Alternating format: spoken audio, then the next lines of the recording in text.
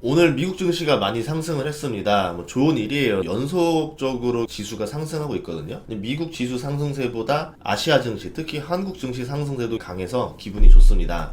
그런데 잘 보면은 모든 종목이 상승하는 건 아닙니다. 보통 우리가 좋아하는 종목들이 상승했으니까 모든 종목이 상승한다 착각할 수 있는데 그렇지 않아요. 그래서 히트맵을 보시는 게 좋거든요. 일부 종목들 위주로 강한 상승세를 펼치고 있다라는 걸 봐야 됩니다. 그럼 왜 요새 이렇게 되느냐? 이제는 변화가 있다라 봐요. 유동성이 많을 때, 유동성이 빠질 때는요, 전체가 상승하고 전체가 떨어집니다. 근데 유동성은 마른 상태에서 증시가 상승할 때는 종목들 위주로만 돌아요. 돈이 될 애들. 어차피 시장에 있는 돈이 다 들어 올릴 순 없어요. 그러면은 훨씬 더 압도적인 애들한테만 가는 거죠. 대표적으로 정부의 정책 지원이 관련된 업종들. 어차피 시장에 돈은 없어요. 그러면은 그 돈 중에서 정책적으로 쏴주는 그 업종이 있을 거예요. 여기는 그러면 돈이 마르지 않는 거죠. 예를 들어서 오아시스가 다 말라가는데 나라에서 오아시스를 파주는 겁니다. 여기로. 그러면 그 오아시스로 동물들이 몰리는 것처럼 이제 그런 업종들 또는 시대의 흐름에 맞는 사업을 하는 업종들. 최근에 흐름이 심상치 않은 게 뭐 우주라던가 방산이라던가 로봇이라던가 이쪽이거든요. 일본 주식들을 보면 힌트가 가끔씩 나오는데 환학이 어제 4% 올랐어요. 그럴 기업이 아닌데 그렇게 오르더라고요. 일본 기업이 4% 오를 때는 굉장한 이벤트예요. 그만큼 로봇에 대한 관심이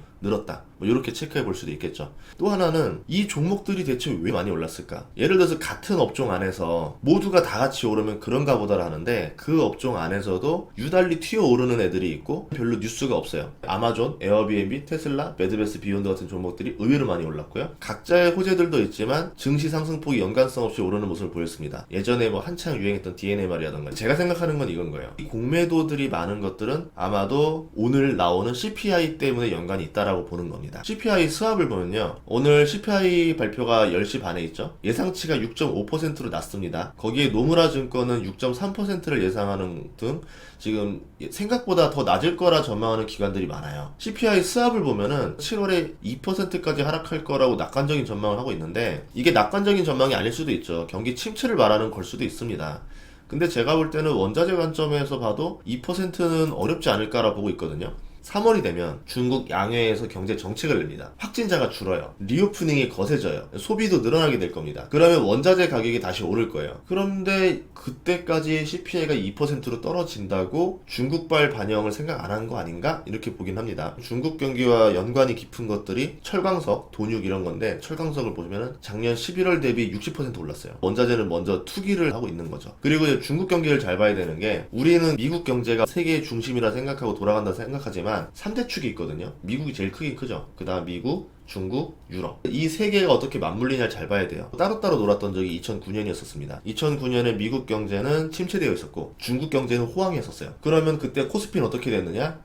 엄청 올랐습니다. V자 반등 굉장히 빠르게 나갔죠. 그리고 관련된 업종들은 돈을 더 많이 벌었어요. 모든 종목이 좋았던 건 아니에요. 우리가 알고 있는 코스피 하면 무조건 삼성전자가 같이 가는 거지 그러지 않을 때도 있어요. 삼성전자가 오르는 폭은 몇 프로밖에 안 되는데 화학주는 7배씩 오른다던가 자동차주 3배, 4배 오른다던가 이런 모습들을 보여줄 때도 있는 거거든요. 근데 저는 그렇게 봐요. 침체 다 아니면 충격 다음, 큰 하락 다음에 상승장이 올 때는 다 오르는 게 아니라 유달리 많이 오르는 업종이 따로 존재한다. 근데 그 업종이 숫자가 아주 많지 않을 수도 있다라고 봐요. 그것들을 찾아내는 연습을 해야 돼요. 지금의 상황은 연준과 월가가 힘겨루기를 하고 있습니다. 그저께 파월 연설도 있었지만 연준의 독립성에 대해서 힘이 실린 발언들을 했었어요. 근데 약간 진심이 담겨진 것 같아요. 원래 중앙은행의 독립성에 대한 주제다 보니까 당연히 그거에 대한 이야기를 하는 게 맞다라 봤는데 뭔가 맺힌 듯한 형태의 발언 있죠. 왜 그럴까 생각해봤어요. 월가에서 직접적으로 저 파월 만나서 우리 따로 참치에 소주 한잔 하면 하면서 봉투 주고 이러진 않을 거 아니에요. 그러면 어떻게 하느냐? 합법적으로 하는 방법이 있죠. 정치권에 로비를 하면 되잖아요. 정치권에 로비를 해서 하원 상원한테 로비를 하고 하원 상원 의원이 중앙은행을 압박하면 되잖아요. 물론 중앙은행은 독립성이 있기 때문에 그 압박을 무시해버리면 되긴 합니다. 무시한다 하더라도 스트레스는 여간 아니죠. 예를 들어서 여론전 공격도 당해야 되고. 근데 제가 느꼈던 건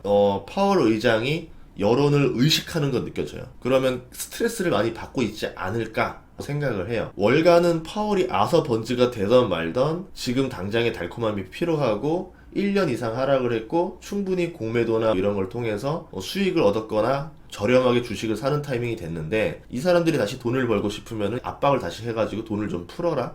금리를 더 이상 올리지 마라 이런 것들을 해야 되거든요. 돈을 풀 일은 없을 것 같고 그러면 금리를 예상보다 좀 덜 올려라 이런 압박들을 할 거라는 거죠. 근데 이 오늘 나오는 CPI가 훌륭한 재료가 될 수 있다는 겁니다. 아무 변수가 없다라는 가정하에는 연준은 5에서 5.25%의 기준금리를 올해 내내 유지를 할 거고 그 다음에 서서히 내리는 전략을 할 거고 인플레이션은 잡혀 나갈 겁니다. 연준 생각에서는 빠르게 안 잡힐 거다라 말하지만 그거는 연준이 당연히 지금은 그렇게 말을 해야 되는 거죠. 기대 인플레가 치솟지 않기 위해서. 근데 기대 인플레 잘 떨어지고 있고 CPI가 뭐 오늘자로 해서 잘 떨어지고 다음 달에도 계속 잘 떨어지고 정말 예상대로 7월 달에 2%를 찍는다 칩시다. 이때 연준이 고금리를 유지할 수 있을까냐라는 거죠. 이때 연준이 고금리를 유지하면은 또 오해를 받게 돼요. 중앙은행이 고금리를 유지함으로 인해서 긴축을 유발한다. 그러니까 소비를 줄인다. 개인들이 돈을 못 쓰게 만들고 기업들이 투자를 못하게 만들어서 수요를 죽여가지고 물가를 잡겠다라는 뜻입니다. 지금 당장 내가 고물가로 고생하는 상태에서는 이해할 수 있는 발언들이죠. 고물가를 해결하기 위해서 이렇게 하는 겁니다. 여러분, 저물가가 돼야지만 앞으로 향후에 훨씬 더 큰 성장을 누릴 수가 있습니다. 끄떡끄떡하죠.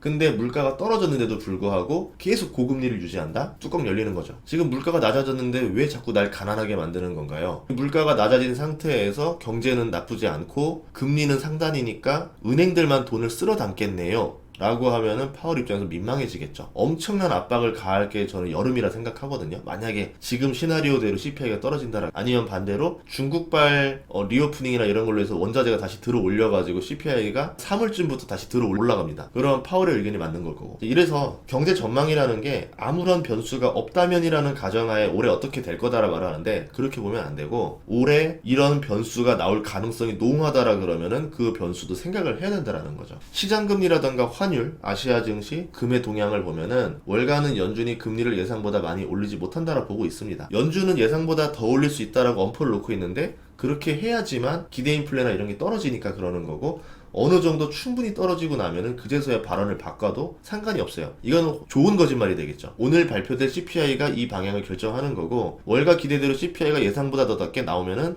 경기가 아직 버티는 상황에서 물가가 잡힌 거니까 상승장이 시작될 겁니다. 근데 CPI가 예상보다 높게 나오면은 몇 달 전에 벌어졌던 이 참사가 나오는 거죠. 그때 보면은 예상치 상해냐 하해냐에 따라서 증시의 운명이 걸려 있는데 작년 상반기는 예상치보다 상해가 나와가지고 나스닥 기준으로 마이너스 2%, 마이너스 3% 하락한 날도 존재했었어요. 9월 달에는 모두가 잘 나올 거라 생각하고 기대감으로 올렸다가 당일날 역으로 걸렸죠. 하지만 하반기는 예상치보다 빠르게 내려오고 있어요. 계속 하회를 했어요. 주로 식료품이라던가 중고차, 의료 서비스 같은 걸로 이루어진 하락이라서 세부적으로 좋은 의미는 아니었어요. 침체를 말하는 거니까. 그래가지고 지수는 흘러내렸죠. CPI는 잘 잡혔지만. 이제 9.1%를 찍었던 CPI가 6.5%까지 예상이 나왔어요. 이제 사람들의 관점은 이거예요. 물가는 잡히는 거 알아. 시간의 문제지. 근데 경기 침체야 아니야가 중요한 거예요. 경기 침체가 맞다 아니다가 나와야 되는데 러시아라던가 중국의 리오프닝이라던가 아니면은 기업들의 지표나 사람들의 소비 지표를 보니까 의외로 소비가 안 죽는 거예요. 그러면서 CPI만 살짝 떨어져요. 필요한 부위만 싹 도려내는 거죠. 그렇게 되면은 연착륙이라는 게 가능할 수도 있는 거고 파월도 예전에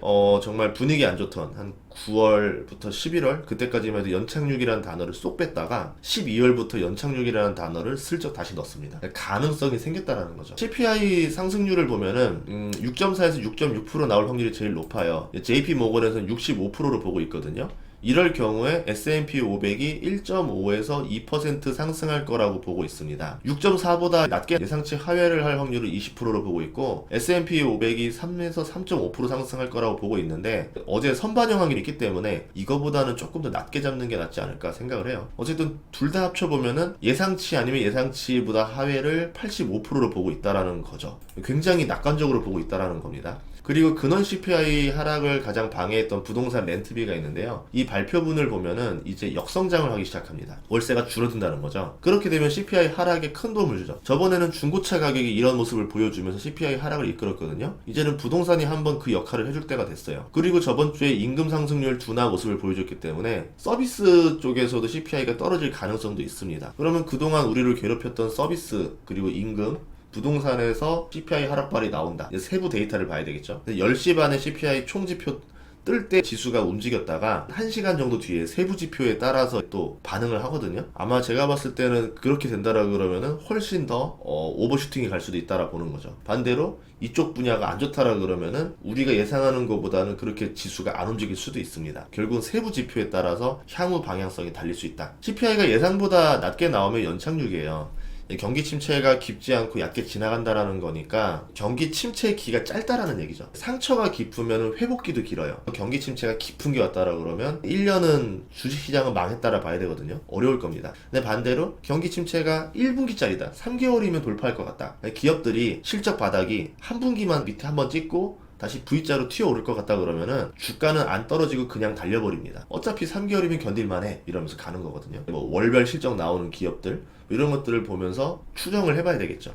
1월 실적이 2월에 나오고 2월 실적이 3월에 나오는 기업들에 대해서는 우리가 잘 체크해 볼 필요가 있다라고 봅니다. 다음 시간에도 좋은 정보로 찾아뵙겠습니다. 구독과 좋아요, 알림 설정 부탁드릴게요. 고맙습니다.